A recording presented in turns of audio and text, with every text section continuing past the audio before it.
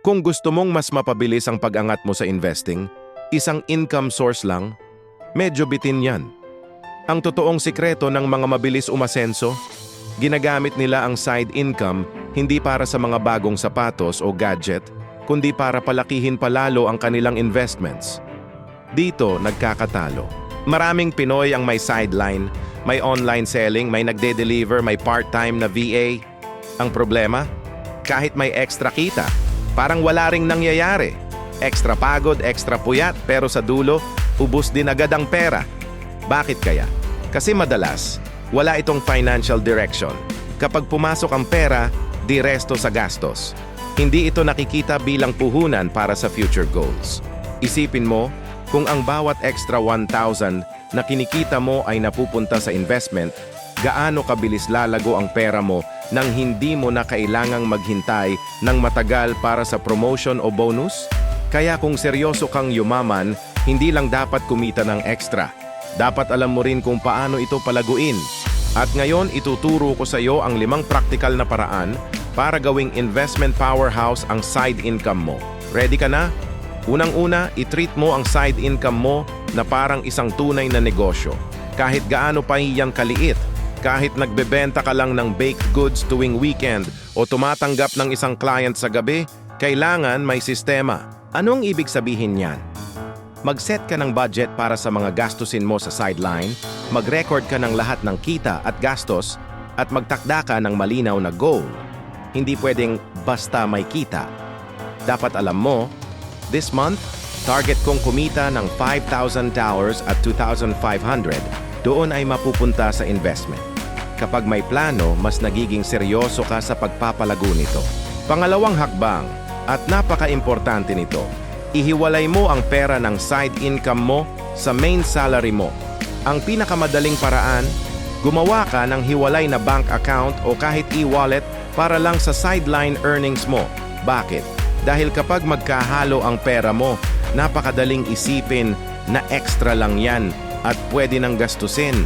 Pero kung nakahiwalay, mas malinaw mong makikita, ito yung pinagpaguran ko sa sideline para ito sa investments ko. Hindi mo ito magagalaw nang hindi mo namamalayan. Parang may invisible na harang na nagsasabing, hold on, this money has a special purpose. Pangatlo, mag-commit ka na i-reinvest ang at least 50% ng kita mo sa sideline. Yes, 50%! Pagkapasok pa lang ng kita, hatiin mo na agad. Yung kalahati, diretso sa savings or investment. Yung natitirang kalahati, yun ang pwede mong gamitin para sa sarili mo o i-reinvest sa sideline mo. Pang-apat, gawin mong automatic ang paglago. I-automate mo. Kung monthly ka kumikita sa side hustle mo, mag-set up ka ng automatic transfer mula sa sideline account mo papunta sa investment platform mo. Sa ganitong paraan, hindi mo na kailangan pang isipin o hintayin ang motivation para mag-invest. Nangyayari na lang siya. Disiplina ang kailangan, hindi gana. Every 15th of the month, kahit anong mangyari, may perang lumilipat para palaguin ang yaman mo. Consistency is key, at automation ang pinakamadaling paraan para maging consistent. At ang panghuli, panglimang hakbang, mag-scale ka pero dahan-dahan. Kapag nakikita mo ng consistent ang kita ng sideline mo, huwag kang matakot na palakihin ito. Pwede kang mag-isip na mag-hire ng assistant para sa mga simpleng gawain, mag-upgrade ng equipment para mas mapabilis ang trabaho mo, o mag-diversify ng products o services na ino-offer mo.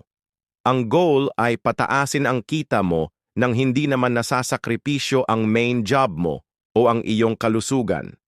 Tandaan, the more you earn from your side hustle, the more money you can pour into your investments. Mas mabilis ang biyahe patungo sa financial freedom. Ang 5 paraan na, yan, treat it like a business, separate your accounts, reinvest 50%, automate and scale slowly, ang magbabago ng laro para sa'yo. At sa susunod nating video, mas palalalimin pa natin yan. Pag-uusapan natin kung paano mo naman magagamit ang side income mo para makapag-build ng isang totally passive income stream. Interesado ka ba? Kaya kung gusto mo ng mas maraming diskarte sa pagpapalago ng pera, i-follow at i-subscribe mo na ang Money Smart PH. Dahil dito, naniniwala kami na hindi sapat ang kumita lang, dapat marunong ka ring magpalago. See you in the next video.